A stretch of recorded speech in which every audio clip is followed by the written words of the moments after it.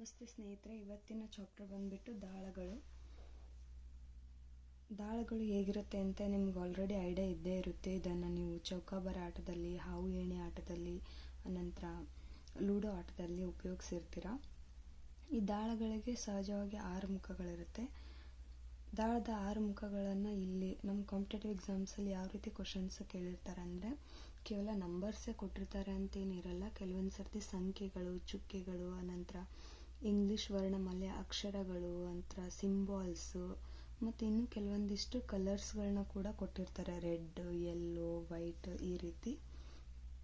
Okay, ದಾಳದಲ್ಲಿ 2 ವಿಧಗಳಿದ್ದಾವೆ. ಒಂದು ಓಪನ್ ಡೈಸ್ ಮತ್ತು closed dice. Okay, open dice ಹೇಗಿರುತ್ತೆ ಅಂದರೆ, ಈ ರೀತಿ ನಮಗೆ ದಾಳದ ಎಲ್ಲ ಮುಖಗಳು ಕಾಣಿಸ್ತಾ ಇರುತ್ತೆ. 6 ಮುಖಗಳು ಓಪನ್ ಆಗಿ ಕಾಣಿಸ್ತಾ ಇರುತ್ತೆ ನಮಗೆ. ಬಟ್ ಮುಚ್ಚಿದ ದಾಳದಲ್ಲಿ ಏನಂದರೆ, ಕೇವಲ 3 ಮುಖಗಳು ಮಾತ್ರ ಕಾಣಿಸ್ತಾ ಇರುತ್ತೆ. ಅದರ ಅಭಿಮುಖ ಮುಖಗಳು ಏನಿರುತ್ತೆ ಅದು ಹಿಂದೆ ಮರೆಮಾಚಿರುತ್ತೆ. ಓಕೆ, ನಂತರ ಮುಚ್ಚಿದ ದಾಳದಲ್ಲಿ 2 ರೀತಿಯ ವಿಧಗಳಿದೆ. ಒಂದು ವಿಶಿಷ್ಟ ಮುಚ್ಚಿದ ದಾಳ, ನಂತರ ಸಾಮಾನ್ಯ ಮುಚ್ಚಿದ ದಾಳ. ಮೀನ್ಸ್ ಕ್ಲೋಸ್ಡ್ ಡೈಸ್ ಅಲ್ಲಿ standard closed dice, then general closed dice. Okay, ಈ standard closed dice then general closed dice ಅಂದರೆ ಏನು ಅಂತ ನೋಡೋಣ. ಓಕೆ, ಮುಚ್ಚಿದ ದಾಳದಲ್ಲಿ ಇದು ಫಸ್ಟ್ ವಿಶಿಷ್ಟ ಕ್ಲೋಸ್ಡ್ ಡೈಸ್. ಇದರಲ್ಲಿ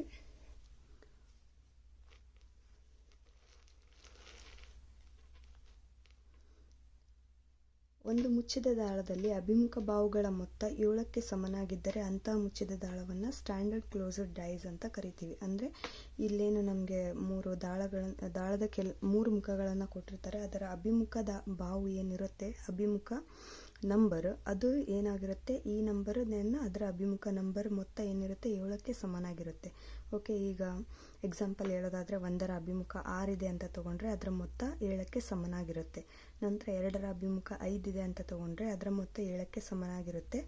ತದನಂತರ 3ರ ಅಭಿಮುಖ ನಂಬರ್ 4 ಇದೆ ಅಂತ ತಗೊಂಡ್ರೆ ಅದರ ಮೊತ್ತ ಎಷ್ಟಾಗುತ್ತೆ, 7 ಆಗುತ್ತೆ. ಈ ರೀತಿ. ಓಕೆ, ಇದು ಏನು ಸ್ಟ್ಯಾಂಡರ್ಡ್ ಕ್ಲೋಸ್ಡ್ ಡೈಸ್. ಇದರ ಅಭಿಮುಖ ನಂಬರ್ಸ್ ಮೊತ್ತ ಏನಿರುತ್ತೆ ಅದು 7ಕ್ಕೆ ಸಮನಾಗಿರುತ್ತೆ. ನೆಕ್ಸ್ಟ್ ಇನ್ನೊಂದು ಯಾವುದು, ಜನರಲ್ ಕ್ಲೋಸ್ಡ್ ಡೈಸ್.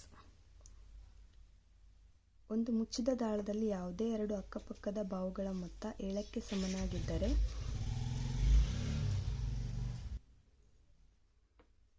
ಅಂತಹ ಮುಚ್ಚಿದ ದಾಳವನ್ನು ಜನರಲ್ ಕ್ಲೋಸ್ಡ್ ಡೈಸ್ ಅಂತ ಕರಿತೀವಿ. ಏನಂದರೆ ಅದರ ಅಭಿಮುಖ ದಾಳಗಳು ಏನಿರುತ್ತೆ, ಅದರ ಮುಖಗಳು, ಅದರ 2 ನಂಬರ್ಸ್, ಅಕ್ಕಪಕ್ಕದ ನಂಬರ್ಸ್ ಮೊತ್ತ ಏನಾಗಿರಬೇಕು, 7ಕ್ಕೆ ಸಮನಾಗಿರಬೇಕು. ಇಲ್ಲಿ ಎಕ್ಸಾಂಪಲ್ ಕೊಟ್ಟಿದ್ದಾರೆ 2 ಮತ್ತು 3. ಓಕೆ, ಒಟ್ಟು ಕೊಟ್ಟಿರೋ ಡೈಸಲ್ಲಿ ಯಾವುದೇ 2 ಅದರ ಬಾಹುಗಳ ಮೊತ್ತ ಏನಾಗಿರಬೇಕು, 7ಕ್ಕೆ ಸಮನಾಗಿರಬೇಕು. ಇಲ್ಲಿ ಎಕ್ಸಾಂಪಲಲ್ಲಿ ನೀವು ನೋಡ್ತಾ ಇರ್ಬೋದು.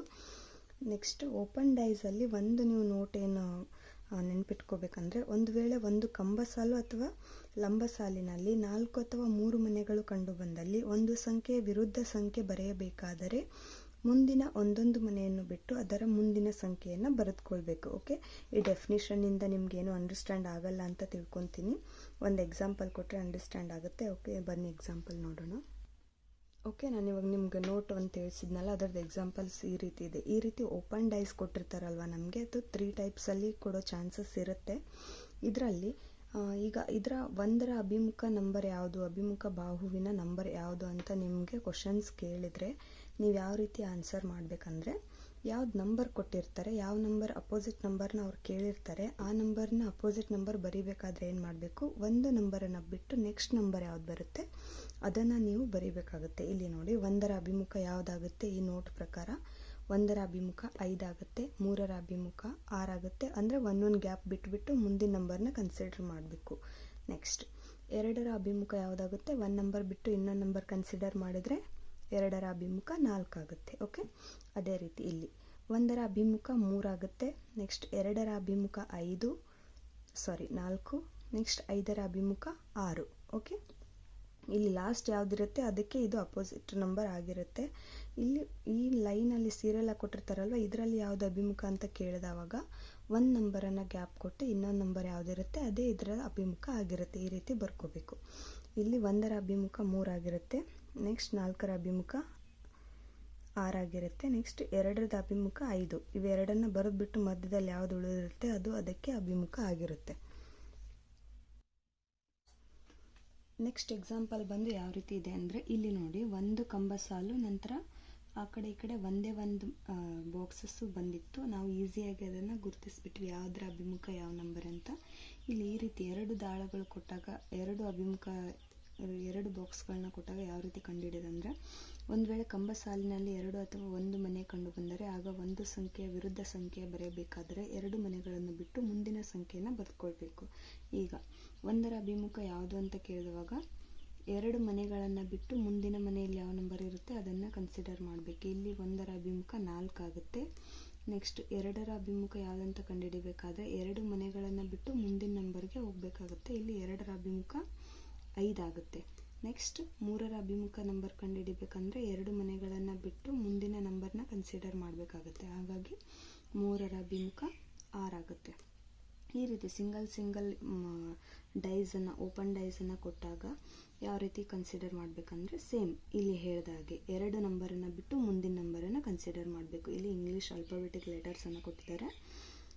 ಎದ ಅಭಿಮುಖ ನಂಬರನ್ನು ಬರೀಬೇಕಂದ್ರೆ ಬಿ ಮತ್ತು ಸಿನ ಬಿಟ್ಟು ಡಿನ ಕನ್ಸಿಡರ್ ಮಾಡಬೇಕಾಗುತ್ತೆ. 2 ಮನೆಗಳನ್ನು ಬಿಟ್ಟು ಮುಂದಿನ ಮನೆಯನ್ನು ಕನ್ಸಿಡರ್ ಮಾಡಬೇಕು. ಬಿದ ಅಪೋಸಿಟ್ ನಂಬರ್ನ ಕಂಡುಹಿಡಿಬೇಕಂದ್ರೆ 2 ಮನೆಯನ್ನು ಬಿಟ್ಟು ಮುಂದಿನ ಮನೆ, ಅಂದರೆ ಬಿಗೆ ವಿರುದ್ಧ ಯಾವುದಿರುತ್ತೆ ಇ ಇರುತ್ತೆ. ನೆಕ್ಸ್ಟ್ ಸಿಗೆ ವಿರುದ್ಧ ಎಫ್ ಇರುತ್ತೆ.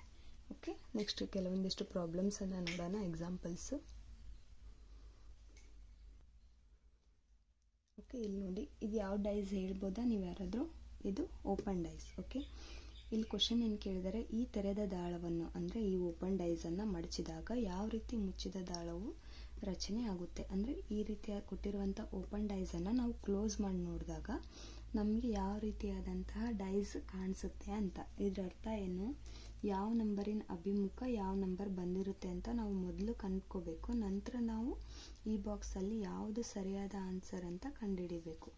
ಇವಾಗ ನೋಡಿ, 1ರ ಅಭಿಮುಖ ಯಾವುದಿರುತ್ತೆ, ನಾನು ಮೇಲೆ ನಿಮಗೆ ತಿಳಿಸ್ದಂಗೆ 1ರ ಅಭಿಮುಖ 1 ಬಾಕ್ಸನ್ನು ಬಿಟ್ಟು ನೆಕ್ಸ್ಟ್ ಬಾಕ್ಸ್ನ ಕನ್ಸಿಡರ್ ಮಾಡಬೇಕು ಅಂತ ಹೇಳಿದ್ದೆ. 1ರ ಅಭಿಮುಖ ಯಾವುದಿರುತ್ತೆ 5, ನೆಕ್ಸ್ಟ್ 3ರ ಅಭಿಮುಖ 6, 2ರ ಅಭಿಮುಖ 4 ಆಗಿರುತ್ತೆ. ಇಲ್ಲಿ ಕೊಟ್ಟಿರೋ ಡೈಸಲ್ಲಿ ನೋಡ್ಕೊಳ್ಳಿ, 1ರ ಅಭಿಮುಖ 5 ಇದೆ. ಇದು 1ರ ಅಭಿಮುಖ 5 ಇರಬೇಕು, ಪಕ್ಕದಲ್ಲಿ ಇರಬಾರ್ದು. ಓಕೆ, ಹಾಗಾಗಿ ಇದೇನಾಗುತ್ತೆ, ಆನ್ಸರ್ ರಾಂಗ್ ಆಗುತ್ತೆ ಅವ್ರು ಕೊಟ್ಟಿರೋ ಆಪ್ಷನ್ಸ್. ನೆಕ್ಸ್ಟ್ ಇಲ್ಲಿ ನೋಡಿ, 2, 4, 6 ಕೊಟ್ಟಿದ್ದಾರೆ. ಇಲ್ಲಿ 2ರ ಅಭಿಮುಖ ಯಾವ ನಂಬರ್ ಇರಬೇಕು, 2ರ ಅಭಿಮುಖ 4 ನಂಬರ್ ಇರಬೇಕು. ಬಟ್ ಇಲ್ಲಿ ಏನಾಗಿದೆ, 2ರ ಪಕ್ಕದಲ್ಲೇ 4 ಬಂದಿರೋದ್ರಿಂದ ಇದು ಅಪೋಸಿಟ್ ಬರಬೇಕಿತ್ತು, ಪಕ್ಕದಲ್ಲಿ ಬಂದಿದೆ, ಹಾಗಾಗಿ ಇದು ಕೂಡ ರಾಂಗ್ ಆಗುತ್ತೆ. ನೆಕ್ಸ್ಟ್ ಇಲ್ಲಿ ನೋಡಿ, 1ರ ಅಭಿಮುಖ ಯಾವುದಿದೆ 5 ಇದೆ, 5 ಇಲ್ಲಿ ಕೊಟ್ಟಿಲ್ಲ, ಸೊ ಇದು ಅಭಿಮುಖ ಇದೆ, ಕರೆಕ್ಟ್ ಇದೆ. ನೆಕ್ಸ್ಟ್ 3ರ ಅಭಿಮುಖ 6 ಇರಬೇಕು, 6 ಇಲ್ಲಿದೆ ಅಂದರೆ 3 ಎಲ್ಲಿರುತ್ತೆ, ಇದರ ಹಿಂದೆ ಅಭಿಮುಖ ಮನೆಯಲ್ಲಿ ಏನಿರುತ್ತೆ 3 ಇರುತ್ತೆ. ನೆಕ್ಸ್ಟ್ 2ರ ಅಭಿಮುಖ 4 ಇರಬೇಕು, 2ರ ಅಭಿಮುಖ 4 ಇರಬೇಕಂದ್ರೆ ಇದು ನಮಗೆ ಕಾಣಿಸ್ತಿರಲ್ಲ, ಹಿಂದೆ ಮರೆಯಾಗಿರುತ್ತೆ, ಹಾಗಾಗಿ ಹಿಂದೆ 4 ಇರುತ್ತೆ. ಸೊ ಇಲ್ಲಿ ಯಾವುದೇ ನಂಬರ್ ಅಭಿಮುಖ ನಂಬರ್ ಅಕ್ಕಪಕ್ಕದಲ್ಲಿ ಬಂದಿಲ್ಲ, ಈ ಆನ್ಸರ್ ಕರೆಕ್ಟ್ ಆಗುತ್ತೆ. ಇಲ್ಲಿ ನೋಡಿ, 2ರ ಅಭಿಮುಖ 4 ಇರಬೇಕು, ಓಕೆ 4 ಹಿಂದೆ ಇರುತ್ತೆ. ನೆಕ್ಸ್ಟ್ 3ರ ಅಭಿಮುಖ 6 ಇರಬೇಕು, 3ರ ಅಭಿಮುಖ ಅಂದರೆ ಹಿಂದೆ ಮರೆಯಲ್ಲಿ 6 ಇರಬೇಕು, ಬಟ್ ಅದೇನಾಗಿದೆ ಪಕ್ಕದಲ್ಲಿ ಬಂದಿದೆ, ಹಾಗಾಗಿ ಈ ಆನ್ಸರ್ ಕೂಡ ನಮಗೆ ರಾಂಗ್ ಆಗುತ್ತೆ. ಓಕೆ, ಸರಿಯಾದ ಉತ್ತರ ಯಾವುದು, ಆಪ್ಷನ್ ಸಿ. ನೆಕ್ಸ್ಟ್ 2ನೇ ಎಕ್ಸಾಂಪಲ್ ನೋಡೋಣ. ಇಲ್ಲಿ ಕೂಡ ಓಪನ್ ಡೈಸ್ ಕೊಟ್ಟಿದ್ದಾರೆ. ಈ ತೆರೆದ ದಾಳವನ್ನು ಮಡಚಿದಾಗ ಯಾವ ರೀತಿಯ ಮುಚ್ಚಿದ ದಾಳವು ನಮಗೆ ರಚನೆ ಆಗುತ್ತೆ ಅಂತ. ಇದು ಓಪನ್ ಡೈಸನ್ನು ಕ್ಲೋಸ್ ಮಾಡಿದಾಗ ಯಾವ ರೀತಿಯಾದ ಡೈಸ್ ನಮಗೆ ಅವೈಲೇಬಲ್ ಆಗುತ್ತೆ ಅಂತ. ನೆಕ್ಸ್ಟ್ ಇಲ್ಲಿ ನೋಡಿ, 1ರ ಅಪೋಸಿಟ್ 5, ನಿಮ್ಗೆ ಆಲ್ರೆಡಿ ಗೊತ್ತಿದೆ ಅಭಿಮುಖ ನಂಬರ್ಸ್ನ ಯಾವ ರೀತಿ ಬರ್ಕೋಬೇಕು ಅಂತ. ಓಕೆ, ಒಂದೊಂದು ಮನೆನ ಬಿಟ್ಬಿಟ್ಟು ಬರೀಬೇಕು. ಇಲ್ಲಿ ನೋಡಿ, 1ರ ಅಭಿಮುಖ 5 ಇದೆ, 2ರ ಅಭಿಮುಖ 4 ಇದೆ, 3ರ ಅಭಿಮುಖ 6 ಇದೆ.